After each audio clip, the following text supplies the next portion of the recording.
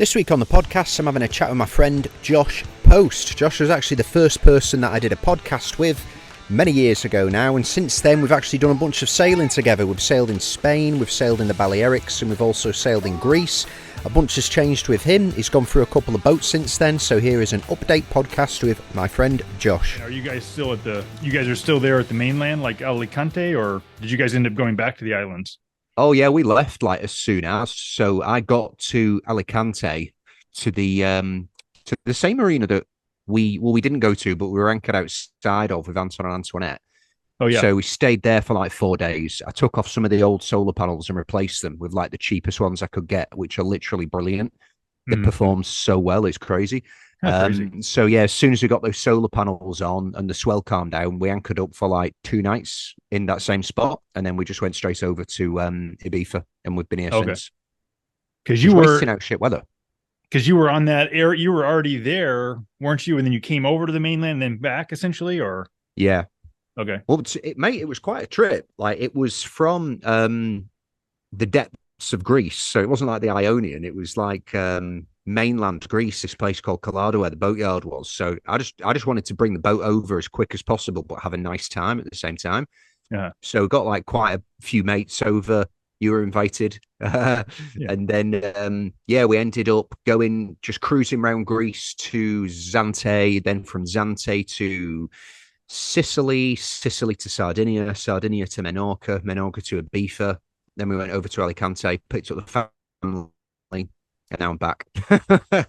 Oh, crazy. It's been busy.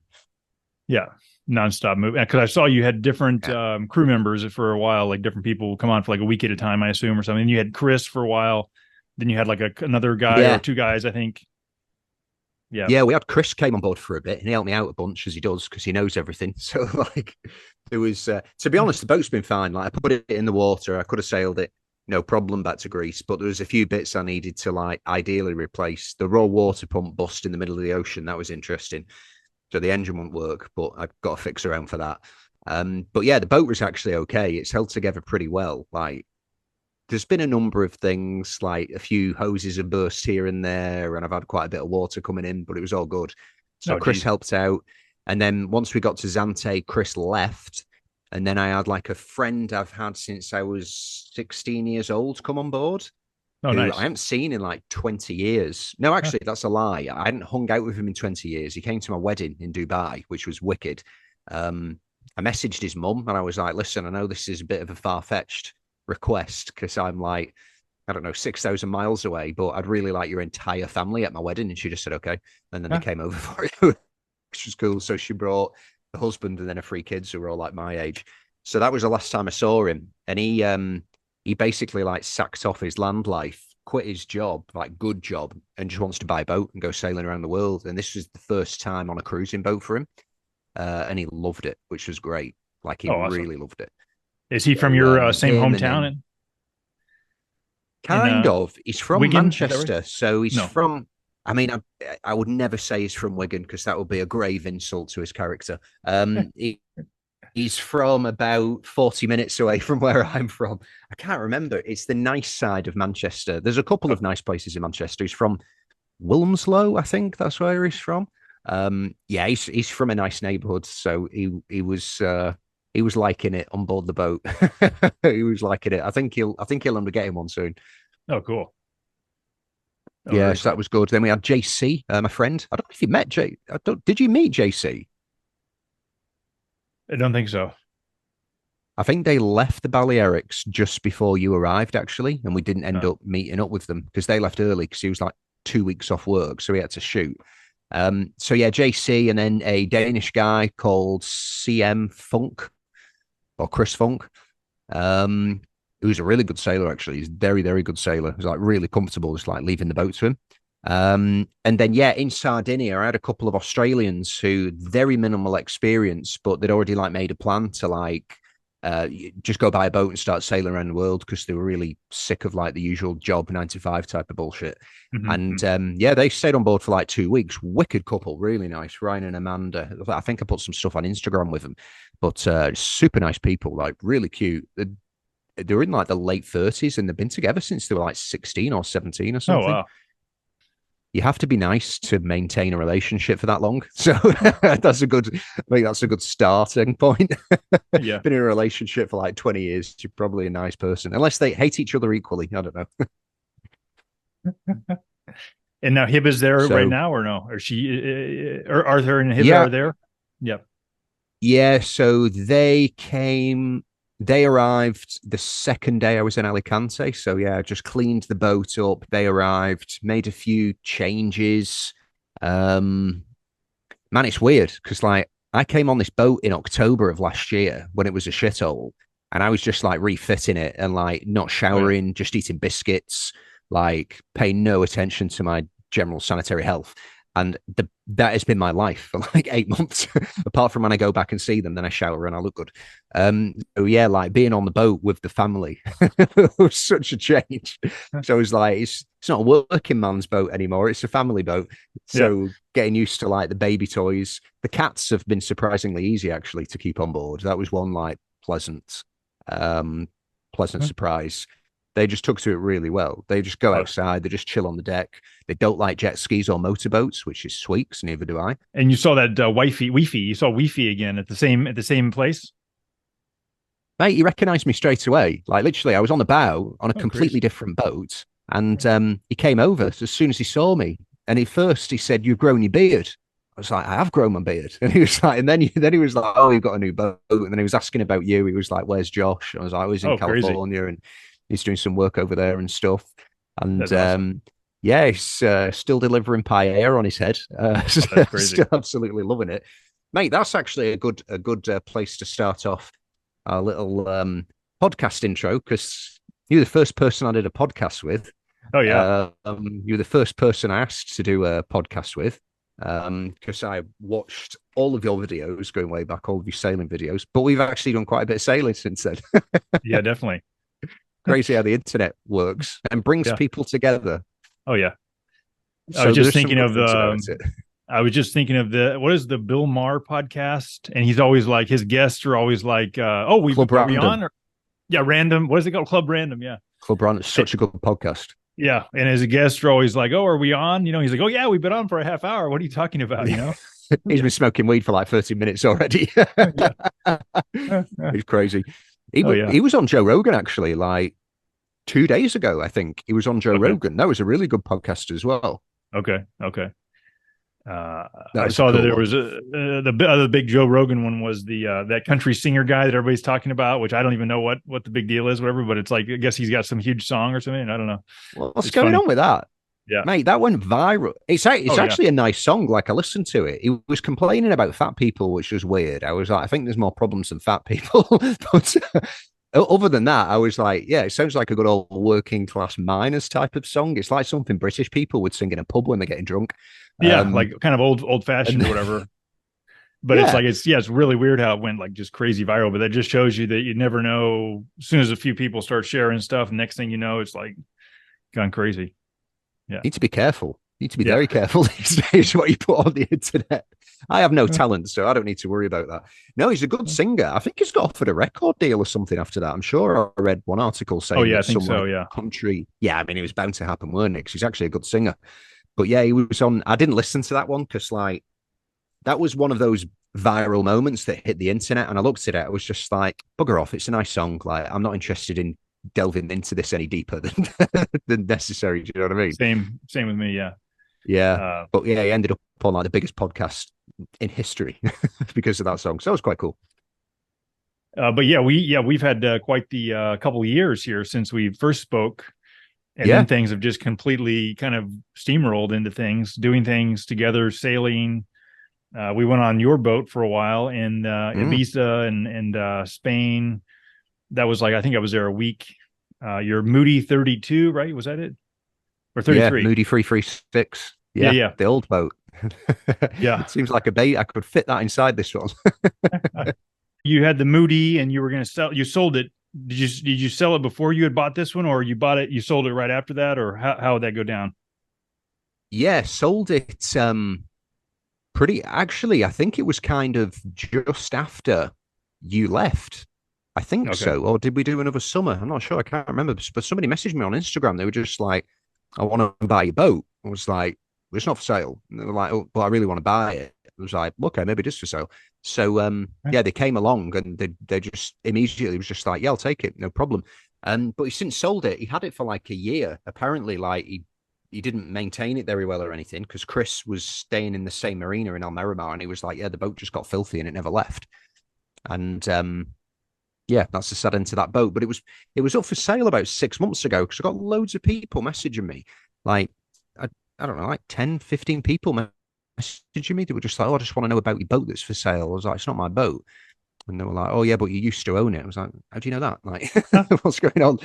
No idea. So yeah, anyway, I think one of my followers on social media actually ended up buying it because I know that they went to see it.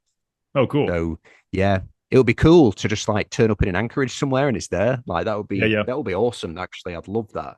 Do you know if they stayed in the same area, or did they move the boat a ways, or did they stay in the same area? No, stayed in the same area. He moved it out of Almerimar to another marina, which is, I think, about 40 minutes away by car. So probably, I don't know, about a 4 hour, 5 hour sail, something like that, maybe more. But yeah, they moved it away shortly after. So yeah, I don't know, but I hope somebody's bought that boat who takes good care of it because I put a lot of effort in with that thing. I sold it too soon. But yeah, pretty much. I think maybe a couple of months after you left, I think I ended up selling that. What's been the difference of you got it was a 33 feet, so now you've got a 56. Is that what it is? Yeah. So it's more than 20 feet difference. Is that how is that the difference in sailing that? Not that much, to be honest, because the Moody was like quite a quick boat. This sails upwind a lot better because it's got quite a heavy big keel, whereas the Moody was a bilge keeler. So it was great on the beam and it was very comfortable on anchor. It didn't roll around that much for its size and weight, but it didn't sail at winds that well. But all the lines lead aft on this. This is easier to handle because it's got a bow thruster. I wish I had a bow thruster on the Moody. But it's a different boat. Like that was a boat that was designed for like cutely crossing oceans. I'd say like it was definitely suitable for it. Many people have circumnavigated in that boat, whereas this is a boat for coastal cruising. That's definitely capable of like crossing an ocean, but like the space inside the cockpit layout, it's been designed for comfort rather than sailing. Right. So it's pros and cons, mate. If I had the money, I'd get a 56-foot Moody, but I don't. So I got a 56-foot Jeanneau instead. So yeah, mate. I think just catching everybody up. We I don't know if the people who listen to my podcast know this. So we ended up sailing for a couple of weeks on my boat in Spain. Yep. Then I invited you to Greece on a charter that we did. Oh yeah, that was awesome. Which was brilliant. Yeah, that was such a good time. That actually my best memory of you was in Greece. I think you know what it is. It was when the we nighttime kayaking, right?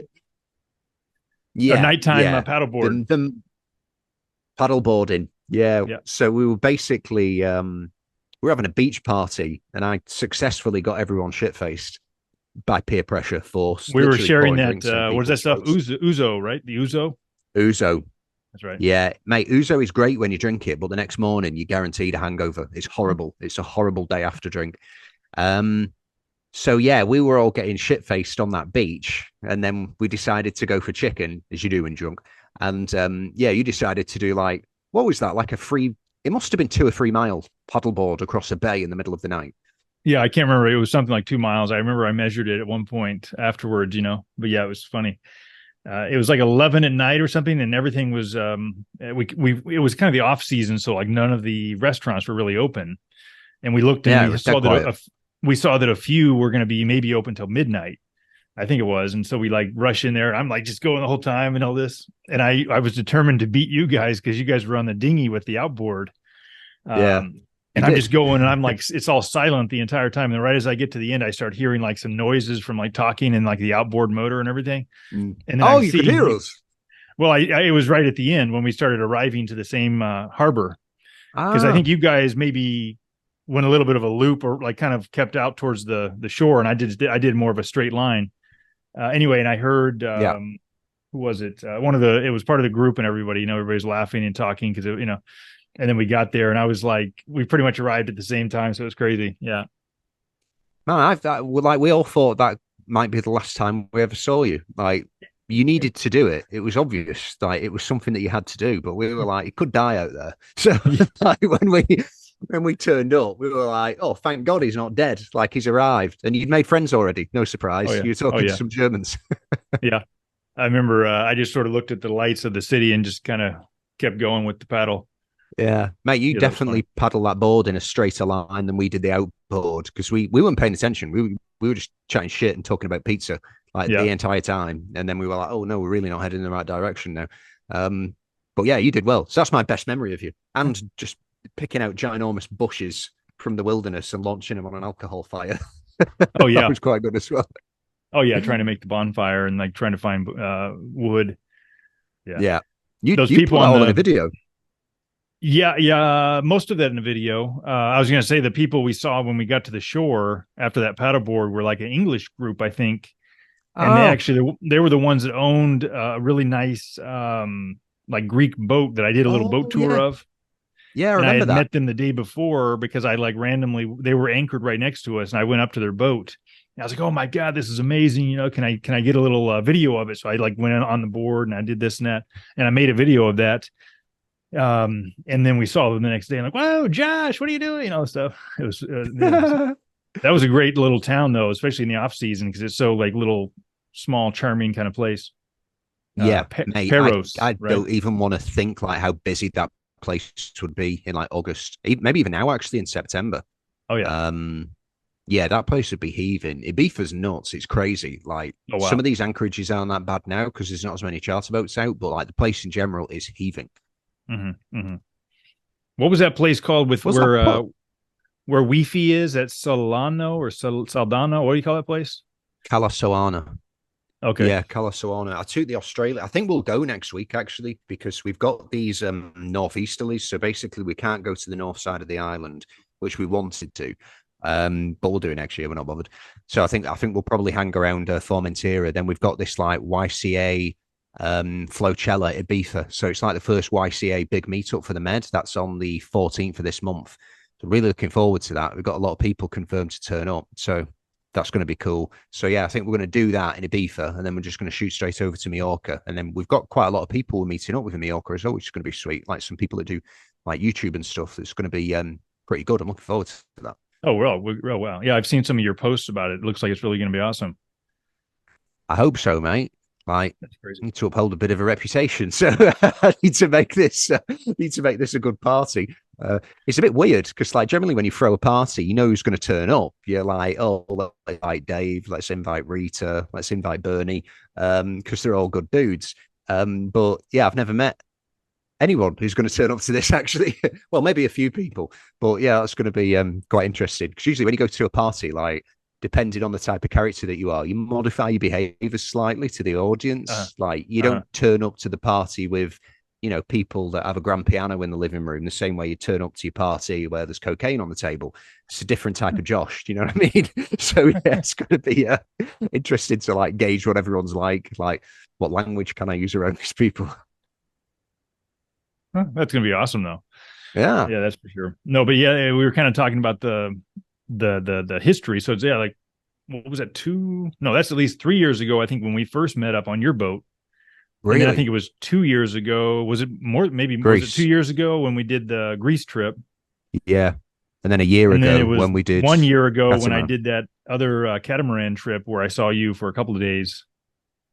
Yes. Yeah. I'm gutted that could have lasted long, but I've been on the boat already for quite a while. Yep.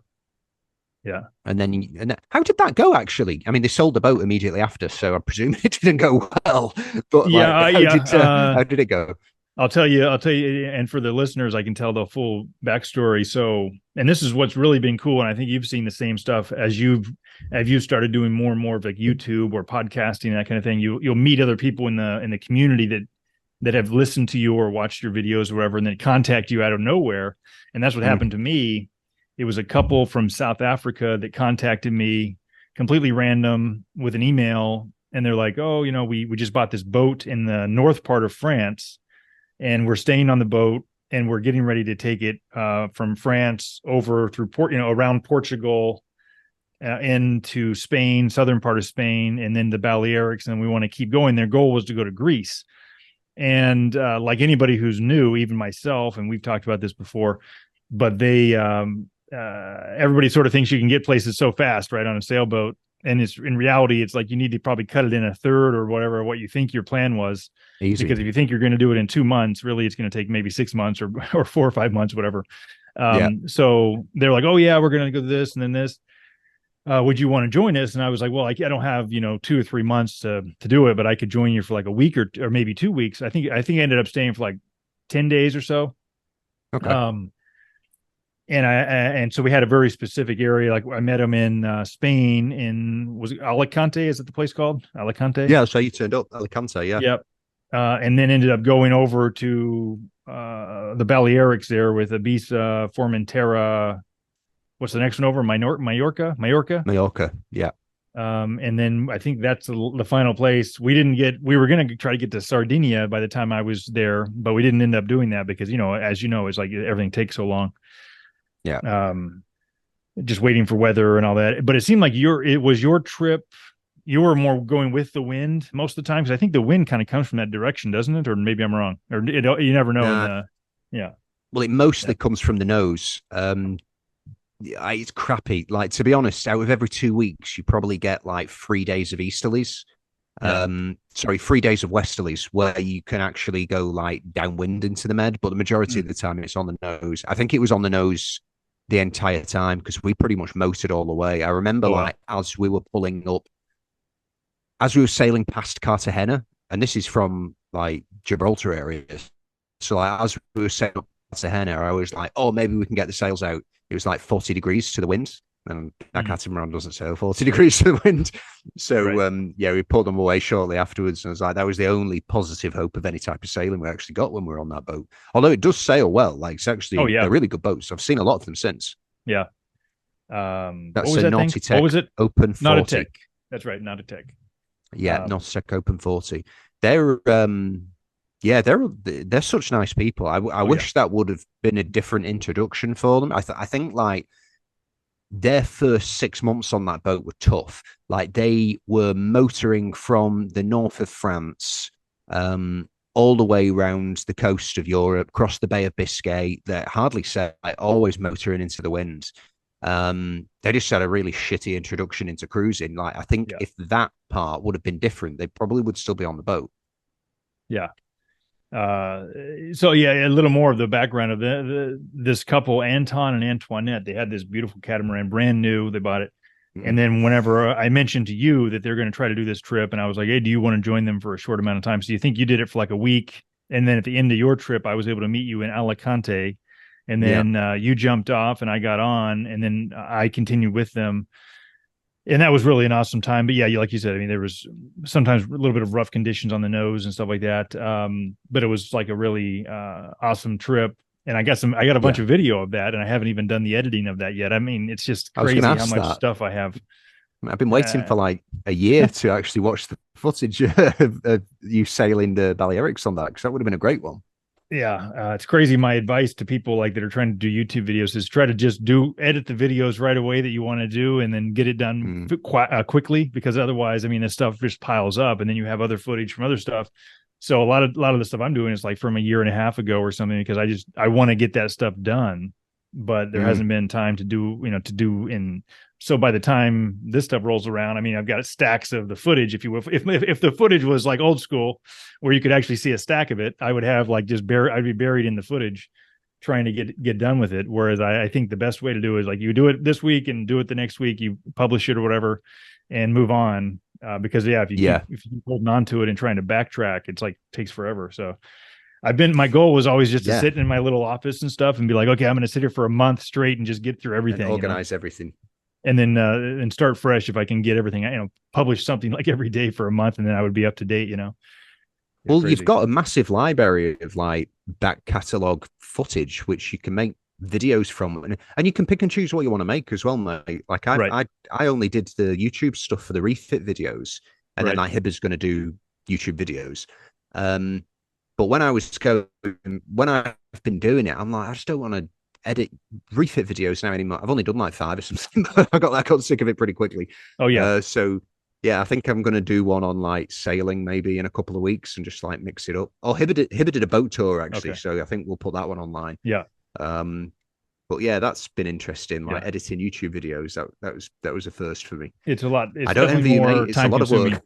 Oh yeah, it's a lot of work and time consuming than people think. And it's like, but then the thing is, you can put out stuff quickly if you aren't that, you don't care too much about the quality of it, which I'm just too, Yeah. into the quality and stuff like that and making sure it's perfect, which I think is a major downside of, it's a negative to be like that personality, because you really just need to get stuff out, decent quality, kind of tells a story, get done with it, move on, and don't spend Yeah, but it's 2 worked weeks. out well for you. Like spending so much time getting the quality right has worked because now it's actually your job and you're getting paid to make videos for the government. Right. Yeah. So I do some of that as well. And that's another reason I'm backlogged so much, because I've got a couple of other projects going on. But before we move off of the story with Anton and Antoinette with their catamaran, I wanted to tell you the most exciting thing that was crazy during that trip. We were in, I get confused with these islands, but what's the bigger one? Menorca is the big one, Which right? one? The Yeah, Majorca is the big one. Okay. Majorca is the big one. Majorca. There was this little bay on the northern part, which is just really quaint town. I can't remember the name of this place. Let me look at my phone. Port de Soler, which is SOLLER. Oh yeah, it's very popular. SOLLER. Yeah. There's like a little train on the beach and stuff, a little train that goes down. But it's a quite small kind of cove. I'll see if I can even show you here. Yeah, that's it. It's beautiful. It's a great place to anchor. Oh, it's beautiful. Yeah, it has a nice little anchorage and stuff. But the thing is, it's quite small. So we were there, and there was a storm coming through. So everybody came to that. Everybody same was place going there because it was like the only on the whole coast there. It's like the only little inlet. So everybody's just anchored within like a few feet of each other. Yeah. So it was real nice, pleasant. People were swimming throughout the afternoon, evening, and then around 10 p.m. it gets dark and everything. And the wind shifts completely, turns everybody's boat completely 180. A lot of fancy boats there too. I mean, as you know, around that whole region, it's like crazy fancy yachts and stuff. Yeah, mega. So there was this fancy, super, I don't know, mega yacht sailboat situation, and all of a sudden it starts dragging anchor, and we were right next to this real fancy Outremer catamaran, probably 55 feet. I mean, just really fancy as well. Yeah. And we're sitting there like just finished eating some dinner and stuff. And all of a sudden I'm like looking out and I see like lights from this boat, and I start hearing yelling and everything.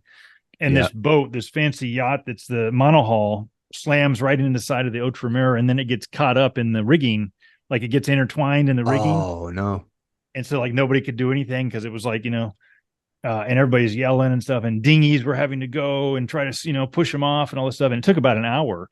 And I'm out there. We're like, I was telling Anton YouTube and the whole thing. Well, I was taking some video, but I was also like telling them like, we got to get the engine started and get prepared to move in case they start going towards us. Yeah, definitely. Because it was getting crazy. Like they would be within like 10 feet of us at one time, because they're like they're trying to rev their motor to get off the boat and do this, and that. Anyway, so a couple times they got really close to us, and we like, revved up the motor and like tried to, we got away a little bit, and nothing touched our boat or whatever, but it was pretty wild to see that whole thing. And then we were planning to leave the next morning and beat a little weather system to go, I guess it would be east along the coast there. Yeah. So we get up at like 5 a.m. or whatever. And again, the shift of the wind moved the boat again, 180 degrees, whatever, way down this way. And throughout that entire kind of anchorage, there's also on the side of it, there's like all these little dinghy moorings, like balls. Yeah. They're like the town dinghies are tied onto. Mm-hmm. And so we were coming around right as we woke up, like there was a dinghy right here, and then the boat comes right to it, and it like touched the dinghy, but luckily it's inflatable. It's not going to damage anything. And then it kept moving. And then like I saw the dinghy, the mooring ball go underneath our boat. I'm like, oh crap! I think that so then, sure enough, the line of the of that mooring went under the rudder of our boat, and we couldn't do anything. So there I am at 5 a.m, and we're all like freaking out and stuff. I'm like, I got to dive in the water. It's dark and everything, you know? So they had an underwater flashlight. I go down there, you know, unfortunately in those kind of moments, I didn't take my GoPro down there, you know, cause it's like, it would have been an awesome video, but you can't do that when you're like going crazy and stuff like that. So I jumped down there with this thing like in my mouth and stuff. And I'm like, and the rope was tied around. And I'm sitting there. I pulled it out, and luckily I was able to get the thing underneath the rudder, and then it released us. And then we were able to take off. But then it ended up, we got out once we actually got to the ocean area. The waves were crazy, wind was crazy in our face. So we ended up just turning around and we're like, well, sometimes you just got to go with the weather instead of against it. So it was completely opposite of our plans, but we ended up going back to the other town where we were, which we stayed several days. I'll tell you the name of that town also. Beautiful place. Just in case, like I said, anybody else is out there. So, Peguera. Okay. Which is just a beautiful anchorage, and it's super protected. And apparently it's funny because I didn't know this about this island, but apparently during the tourism season, it's a lot of young people from like Spain and different places, and it's kind of a trendy place. But then as soon as it gets to be like October, you get like old people from Germany going there, and it becomes like kind of a German retirement kind of thing and all that. And we were there like kind of right at the turnover, you know what I'm saying? We were getting there right as people where the younger people were leaving, and then all the other people were arriving. So it's funny to see sort of the different people around the town. But it's the same in mainland Spain. Like a lot of the beachside resorts that are like super expensive during the summer, during the winter, like the property owners, they just do like 6 months to a lot of Germans because it's freezing cold in Germany in the winter, and they're like, I'd rather be in a cold Spain than a freezing Germany. So they rent out the properties like cheap for them over winter. So the vibe changes rather dramatically like around end of September. But what I was going to get to also is after, I think you were kind of wanting me to give some updates of what else is going on or whatever, but did that sailing trip, saw you there. That was after the Greece trip that we met up on with the YouTube group. That was like a year later. Since then, I had my Choi Lee, the 1965 35 Choi Lee. It became just a crazy headache with trying to keep up with the woodworking and different maintenance from a 1965 boat, which is another learning experience that all the old salty people told me originally, which I'm thinking as a person getting into sailing, you're always like, oh, I know better than them. I can do it, whatever. But then you realize why they actually told you this stuff, which everybody told me when I bought that, but it's going to be a nightmare to try to do the maintenance and upkeep on the woodworking and everything. And you're going to be spending more time varnishing than you're going to be able to use the boat and this and that, which ended up being super true. I never even took the boat out. I just would go down to the marina and like do work on it all the time, you know? So I sold that recently, and the guy has actually done a nice job restoring it. The guy that I sold it to here, he's in Marina del Rey. I don't know if I told you about his Instagram. Sometimes he'll post stuff on there. Let's have a look at it. Can you remember the name of his Instagram? Because he didn't put any photos on it last time.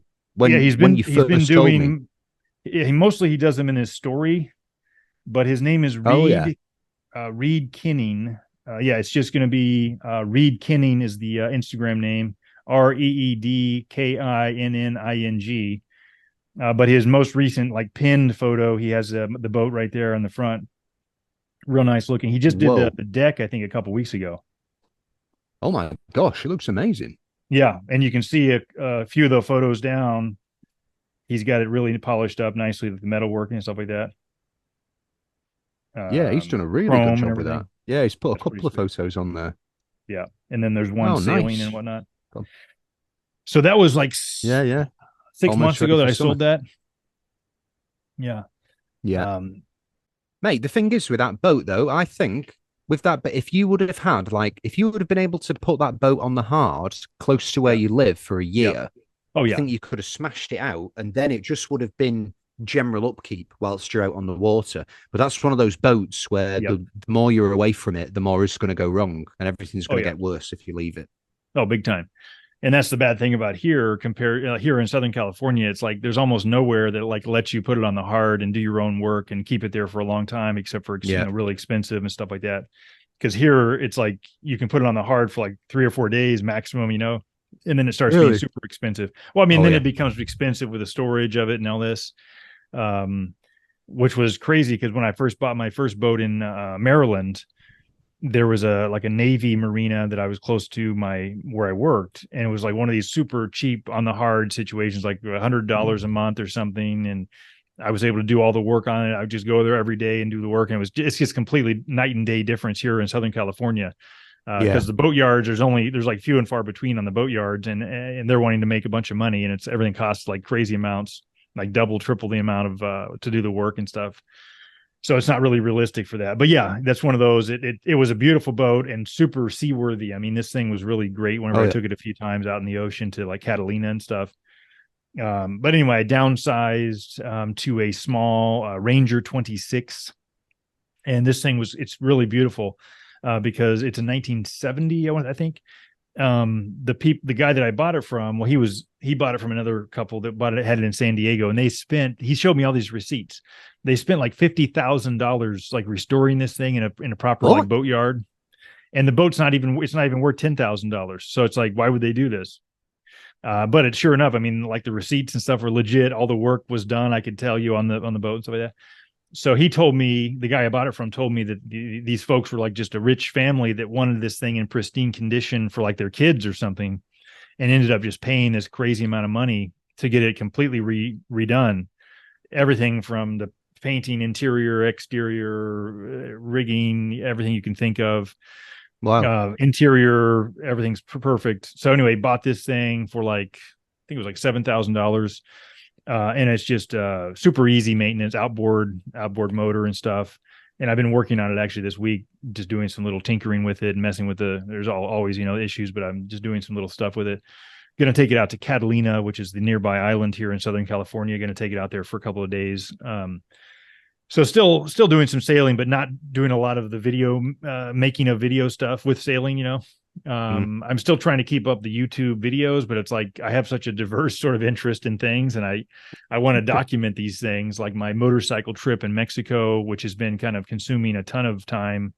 Not a ton, but I probably do 2 to 3 weeks a year of this motorcycle trip, but always 1 week at a time. Yeah.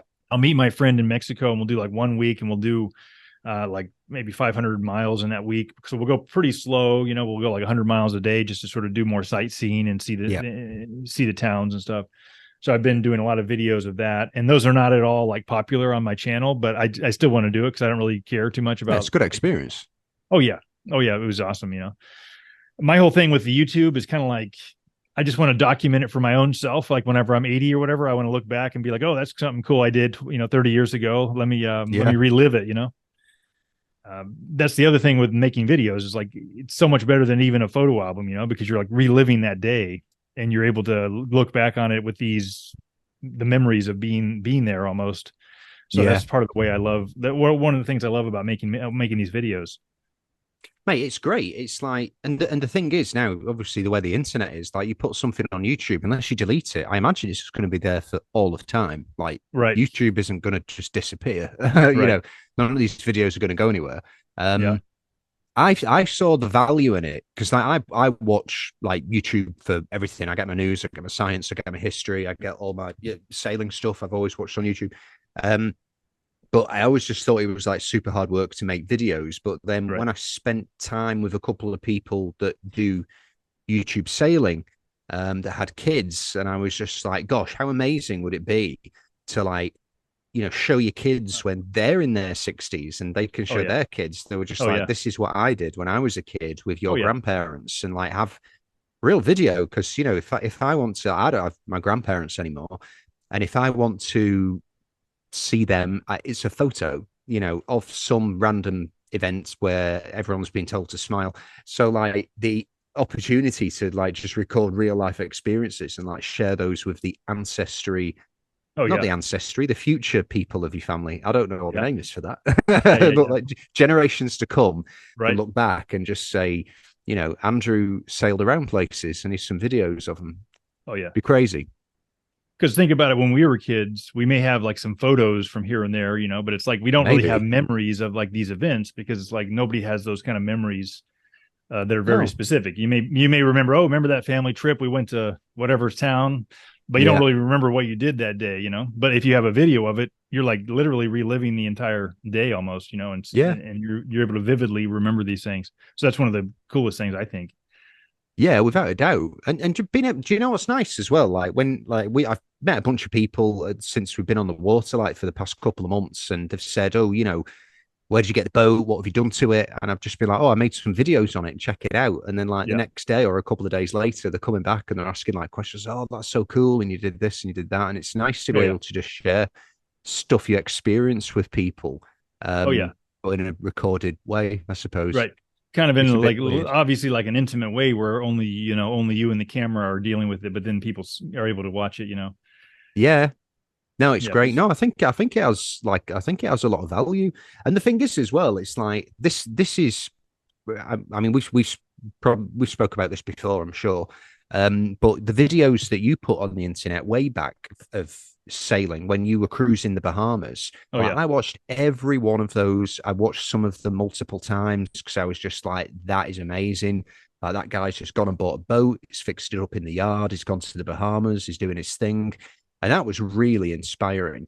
And like, we ended up doing a podcast and talking, and like we've sailed in different countries together. But how many people have watched one of your videos and been inspired by it? And you will just never know. You'll Right. never know how what you did has helped someone get through a bad day, or even to take a completely different life course, That's from what they true. originally into. Yeah, it's amazing. We said the Australians that I had on the boat for a couple of weeks, bringing it over to Spain. We were talking about Carl Suana. Mm. Carl Suana. I was telling him about that, and I was just like, "Oh yeah, my friend Josh. Like when we went there, he made a video about it." And they were like, "Oh right." And I was like, "Yeah, actually, he puts videos online." Oh, Josh Post. I was like, "Yeah, oh, we've watched loads of his stuff. We love his videos." And Mhm. like they've watched those with positivity, and they've Oh, remembered them with awesome. good memories. So I say it has a good impact, mate. Oh yeah, and that's the thing. If you can keep it positive and don't just chase what is it, sensationalism and stuff like that, or just looking for a car crash or something. But if you can The make fake something thumbnails. sort of yeah, so sort of inspirational, or whatever about life, I think that's the critical thing to document. It's tough Yeah, but nowadays. it's I mean, real. right? Because everybody's got all this. Everybody's got an angle with trying to do video stuff, and everybody's got you're trying to compete with like the 1 minute shorts that are some All that stuff. car accident or somebody that's throwing a trick shot with a frisbee or something crazy. All these things that you just flip through on the phone and stuff like that. Some of them are brilliant. Like when I'm bored, I Oh just yeah. like go on Facebook and I'm like, where have the aliens landed? What's the CIA doing? Just Oh yeah. getting on downloading all my latest news, Oh yeah. fake news. But yeah, when I go through those reels on Facebook and it's like people like parkour, oh my god, those guys are crazy. Like just watching, and they show you like the first 3 seconds of a video, so it'll Oh be a yeah. guy just like running up to the end of the building, and then it stops, and you're like, well, Right. shit, I have to watch this. Yeah. Like, what happened to this guy? Yeah. Yeah, it's crazy though nowadays, right? That's why this is completely different. But like here I'm in close to L.A. I'm about an hour south of L.A. and they got the whole like writers' strike and the actors' strike and all Oh, this that's big stuff. at the moment. Yeah, it's been going on for several months, but it's like you almost think like, okay, what's happening in the entertainment industry? Is it ever gonna? I don't think it's ever gonna really go back to normal because I mean you have so many No, outlets now. It's such a competitive world with like you can go to YouTube, you can go to Netflix, you can go all these places where you can find your own interest yeah. and you're not going to be nobody's really watching a lot of shows or movies anymore. Most people are just watching whether it's the YouTube stuff or TikTok or whatever short videos on Facebook. So, Massively. and that's the Media's other really thing with changed. the whole structure of the writers and actors. Like, okay, that's a full on like movie production where you're going to get paid a bunch of money and there's a bunch of money backing it. It's like, okay, well, you can also go and make your own thing on, you could, there's no reason you can't make a TV show on YouTube. Yeah. Uh, I was just thinking to myself, you remember the old shows like Friends or something, right? Imagine Mm. I'm somebody wants to just, okay, I'm going to get my friends together and like we're going to actually have a scripted show and make it a nice. That's nowadays it is possible to do that if you really had a nice, I would if you prefer if you that. wanted to do it together, yeah, crazy, I would prefer that. The thing yeah, is, as well, mate. I think cinema is on its way out big time. Like, I don't know. I imagine it's expensive in the States because I know a lot of people have complained about the price of like taking your family to the movies and getting oh yeah, popcorn and a hot dog and sodas is like mm-hmm. hundreds of dollars in some cities. Oh yeah, Um, but like, I think the romance of going to the cinema and watching a movie is pretty over. The yeah, streaming services have dominated now. people are making like great informative documentaries on YouTube. People are making movies for YouTube as well. Right. Like there's one guy that made like a Superman movie and put it on. It's low budget, but the story was great. So I think it's toast. I don't think it's going anywhere. The other thing about this writers' strike that I think's hypocritical as shit is like you've got all these writers and these like entry level actors. They're all on the street and they're all like, "We want a fair wage," and I'm like, "Go for it, lads! Great. I want a fair wage for you as well." And then like I don't know, some dude who's worth like 30, 40 million is walking on the street with them. Yeah, I stand with them. I'm like, you're the bloody problem, mate. You're getting like 10 million a movie. He's getting $10.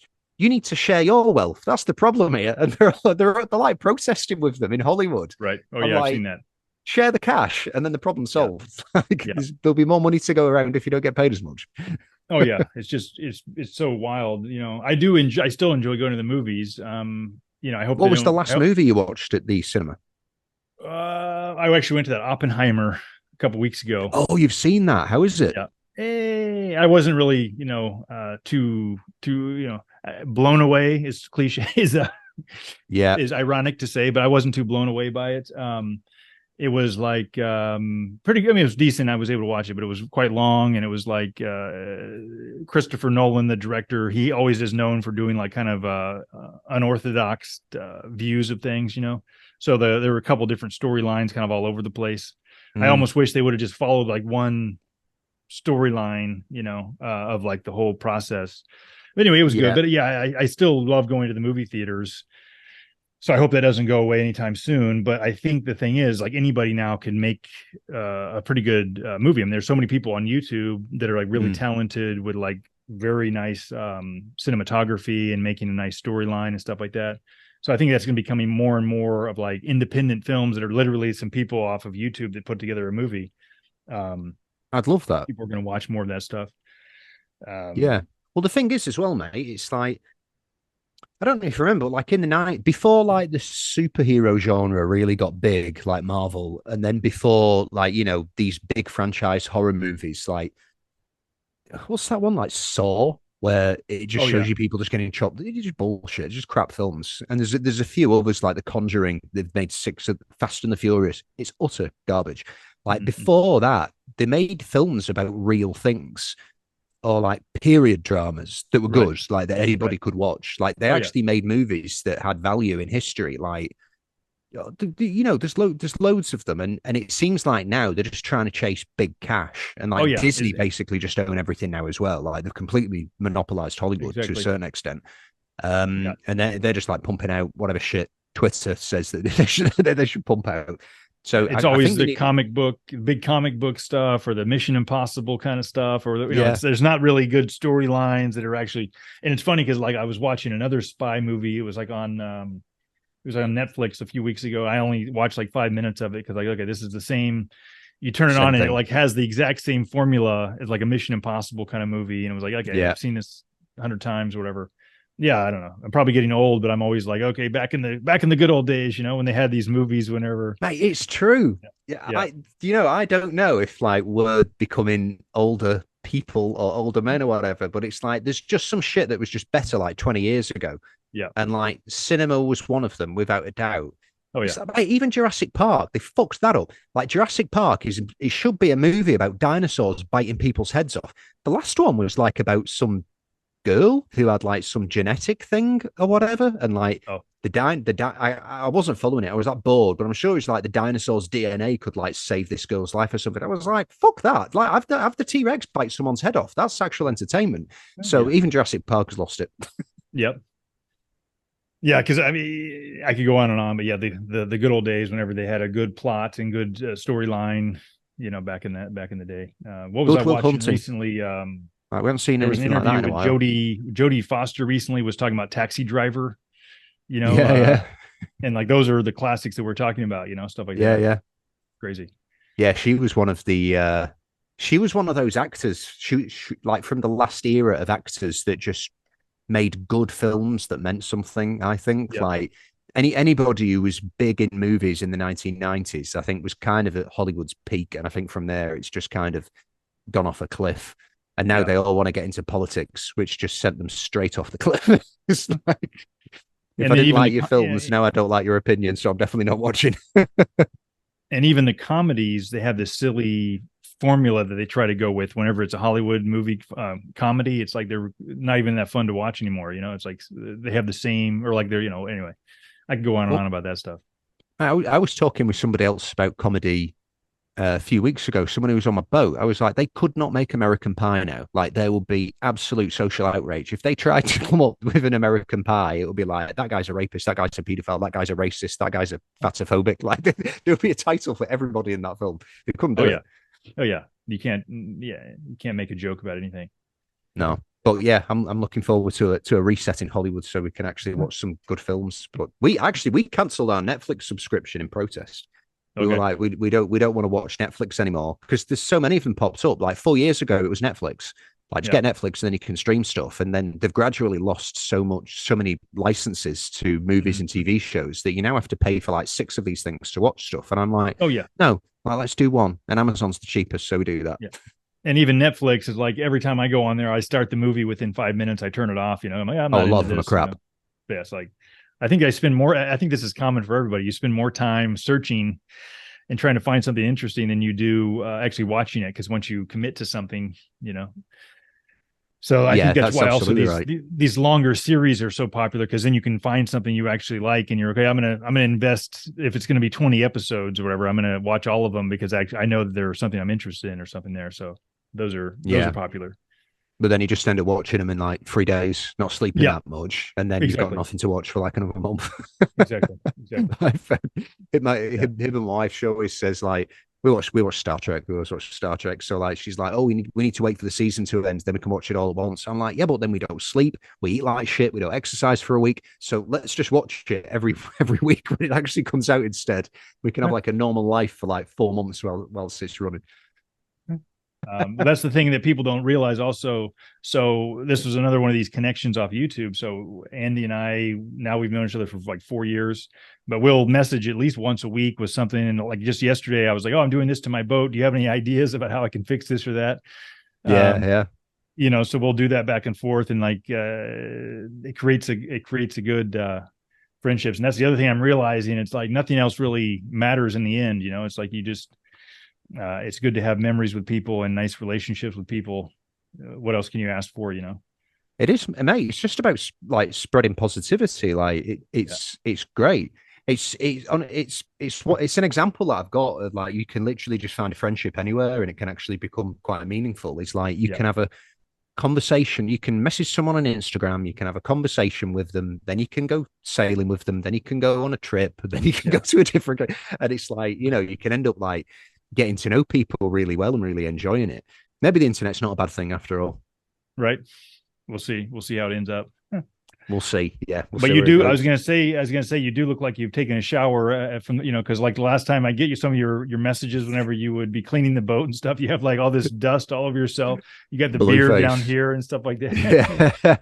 Yeah, I had to trim up a little bit, mate. I was getting a bit rough. Yeah, it wasn't work. I haven't showered today. I got up with the best intentions, but then I needed to start replacing some coolant hoses, and I got sweaty, and then it was like 30 degrees. I was like, oh, forget it. I'm just going to stink for the rest of the day. It's fine. Oh yeah. Yeah. No, my sanitary health has improved somewhat since my family came on board. I don't smell great all the time. I don't put deodorant on that much, which I probably need to start rehabilitating myself towards, but it's getting better. That does. Well, tell Hibba and Arthur hello. Yeah, mate, and we're going to speak offline about when you are coming to the Med and sailing on this boat. Oh, yeah. Yeah, definitely. That's got to happen next year. Definitely.